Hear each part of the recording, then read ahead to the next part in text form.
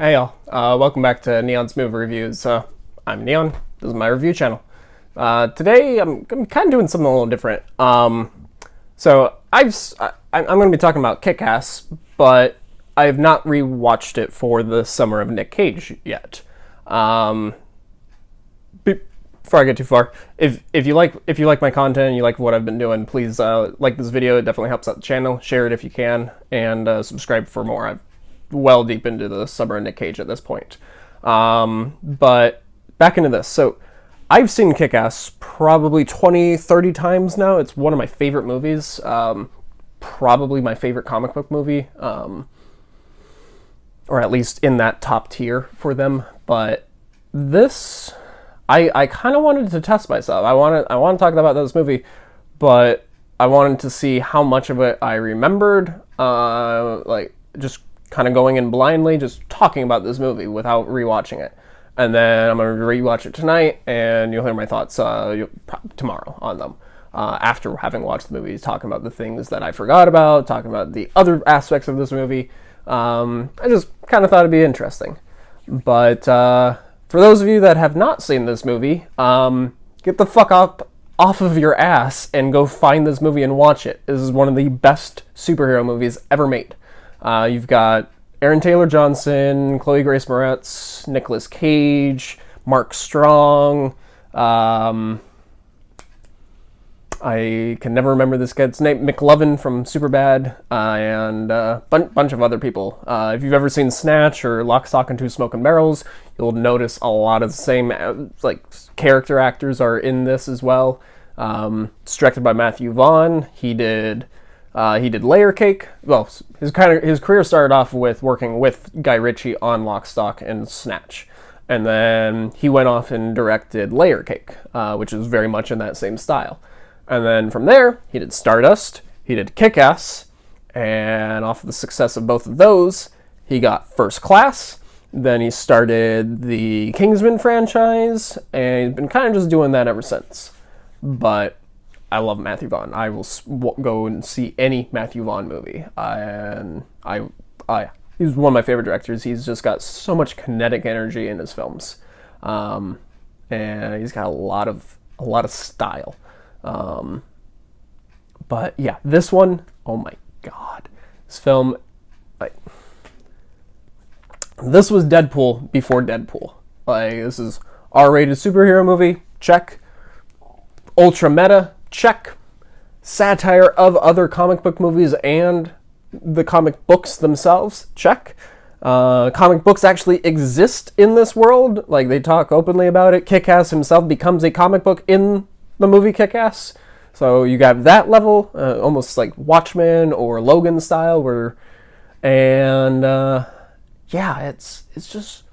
really good. Basically, you've got Kick-Ass, who's this kid he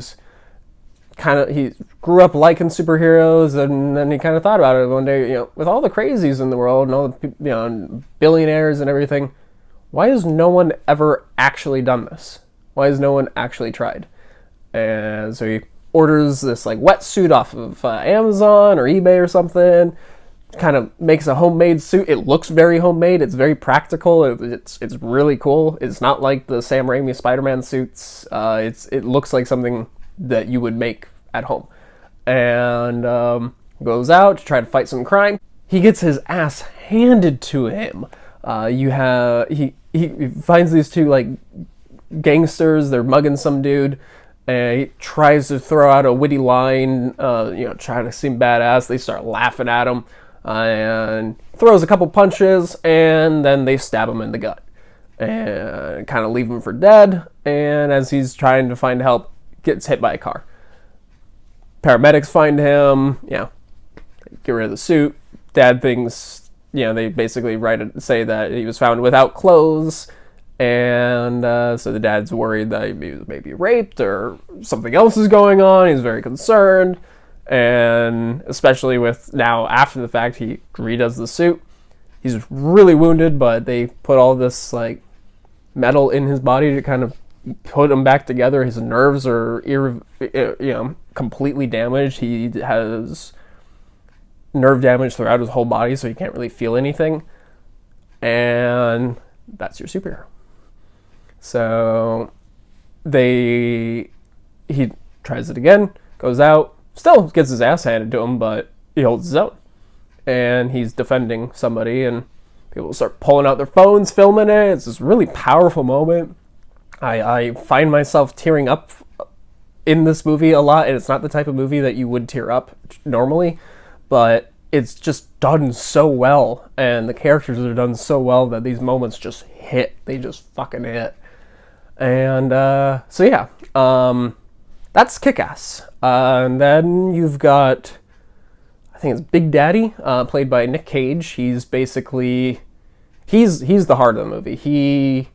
It's his storyline is what kicks everything into gear. But him and his daughter are on this revenge quest because there's this big mob boss who's involved in the death of his wife, Chloe Grace's mom, and the two of them have become vigilantes and are going out murdering criminals trying to find Merc Strong. And like murdering them, executing them. One dude is putting he's inside of a car in like a trash compactor at the dump, and they're like, all right, we'll turn it off if you just tell us. And they're like, great, and they just let it keep going, and you see blood explode out and stuff. This film's fucking R-rated. Profanity, sex, drugs, language. Profanity and language. Lots of gore, strong, brutal violence throughout. But it's a blast. You'll have so much fun laughing at it. And it's not played for humor, it's played for what it is. And it's just the characters involved are reacting in a way that is very funny. But Nick Cage, I remember he is really cool. He's got some really cool shootouts and some really cool moments. And Chloe Grace Moretz as well is awesome as Hit Girl. She is so fucking badass. But Mark Strong, I remember, is really cool as the villain. He's really fun. He's also like McLovin's dad, and there's a fun thing going on there. But I don't know. I don't have too much else to kind of talk about this without rewatching it. So that's gonna kind of wrap this up. From memory, this is a 9 out of 10. This film is damn near perfect.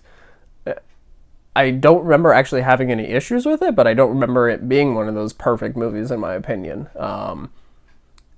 But for me, I think, without having rewatched this is a 9 out of 10. But and definitely one of Nicolas Cage's better performances. This, for me, like, you've got Leaving Las Vegas, you've got a lot of his like acclaimed works. I put this right up there with most of them. It's not that type of role that would normally be acclaimed, but it's fucking great. But yeah, that's going to wrap this up. Definitely stay tuned. Like I said, I'm rewatching this tonight, and you'll see a review for it tomorrow after I've actually rewatched it. And I'll probably be talking a couple other points in here that I didn't talk about. Or maybe even further on some things, some shit I forgot about completely. Maybe my grade will go down, maybe my grade will go up. I'm not sure. But yeah, this has been fun. Thank you for watching this, and stay safe. Bye, y'all.